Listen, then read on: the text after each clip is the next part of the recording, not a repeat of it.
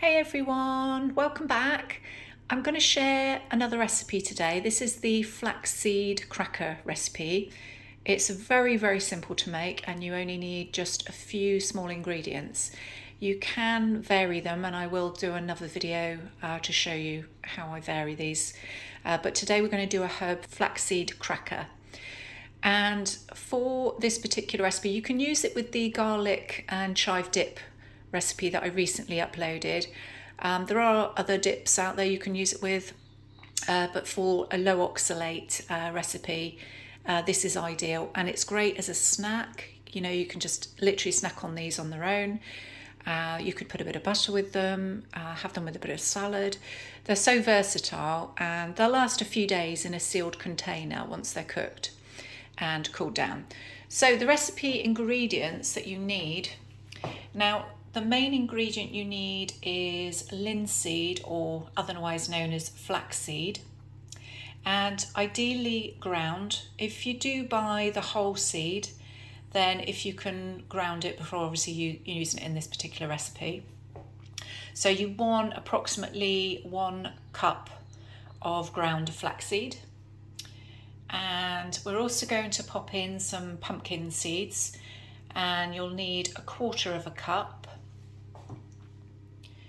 We're going to use some sea salt in this, or any salt of your choice. We're going to use 1/2 teaspoon.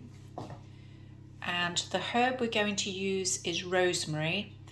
Now, rosemary is very low in oxalates, and we're going to use 2 teaspoons of dried rosemary, that is, and also 2 teaspoons of dried onion powder. We're also going to pop in this recipe 3 tablespoons of gluten-free white rice flour, which is low in oxalate. We also need about 3/4 cup of water. Okay, so those are all of the ingredients. I'll just take you to the next stage. So firstly, you just need to get a small to medium-sized bowl, and we're going to start off by placing the flaxseed into the bowl. Now, the next thing we're going to do is we're going to place the pumpkin seeds and the sea salt,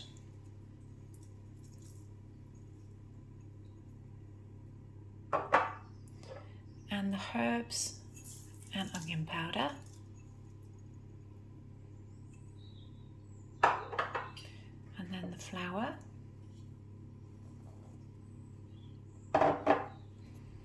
Okay, so what we're going to do, we're just going to give that a stir.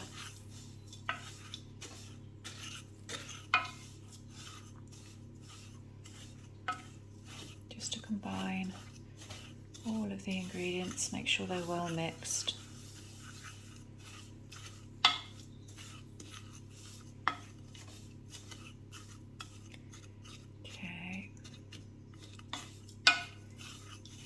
Okay, once you've done that, we're going to add the water.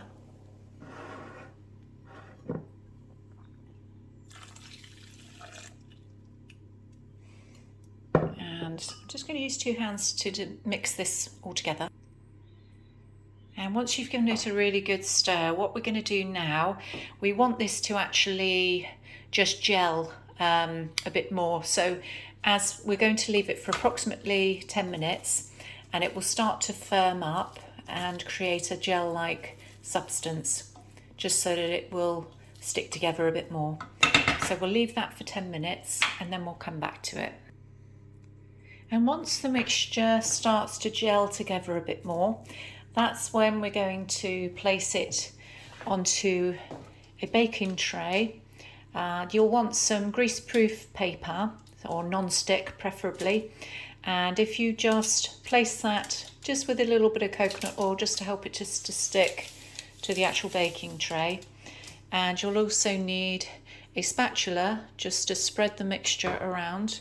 And we're going to try and create a thinner cracker as possible, so we need to spread this out. So I'm just going to do that now with 2 hands. Okay, just to show you what I'm actually doing so that you've got an idea. So we're using a spatula and we're going to just, in a sweeping motion, just flatten it out as thin as possible. Now if it breaks away, don't worry, because you can kind of gel it back together. But we want to get this as thin as possible. So I will show you the finished result in a minute. And there we go. Now it does take a little bit of perseverance, but you will be able to flatten it so that it's nice and thin. And don't worry about straight edges. I mean, unless you want to be more specific, you can actually create square or oblong shaped crackers. But if you wanted to do that, then you would want to score it like a grid pattern for the size of the cracker that you want to achieve. I actually prefer just breaking it off into pieces. They're all different sizes, but that's your choice. So if you do want to score it and to have proper shaped crackers, then you would want to do that now. Okay, so this one we're going to pop in the oven on 180 degrees Celsius in a fan oven. And this will take approximately 40 minutes. It may be a little bit less, about 20 minutes on each side. So we're going to turn it over halfway. So after about 20 minutes, you'll see that the flaxseed cracker is starting to brown slightly around the edges. What we're going to do is we're going to turn this one over gently. It doesn't matter too much if it breaks, but if we can keep it whole, that would be great. And there we go. Because we're using non-stick greaseproof paper, it should peel off fairly easily like this one. And I've just turned it over. We're going to pop it back into the oven. After about another 20 minutes, so 20 minutes cooked on each side, it should be ready to take out of the oven. And you'll see it's a lovely thin whole flaxseed. Now this, the best thing to do is just to leave it to cool for a while before you break it up. It's going to be a little bit hot to touch, and it will be slightly browned around the edges, but it's still very edible and tasty. So if we leave this, say, for about 30 minutes just to cool down, then what you're going to do is just break them into pieces like I've done here. Just small sections, great for dipping or just snacking. And if you decided to crisscross your flaxseed cracker earlier, then obviously just separate the separate crackers after it's cooled and just pop them into a container just for storage. They will store for a few days. If you decided to use pure flax seeds or linseeds and you ground them to start, then they will last a little bit longer if you've actually got the fresh seed.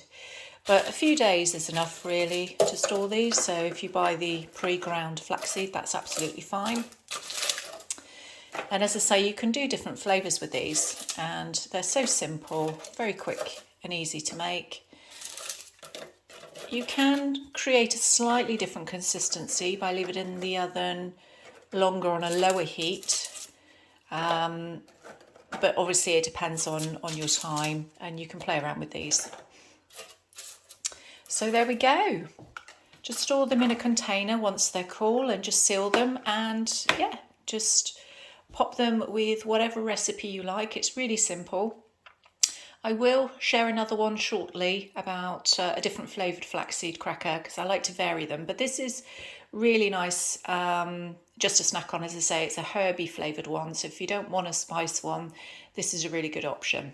Okay, guys, I'll see you soon for another recipe.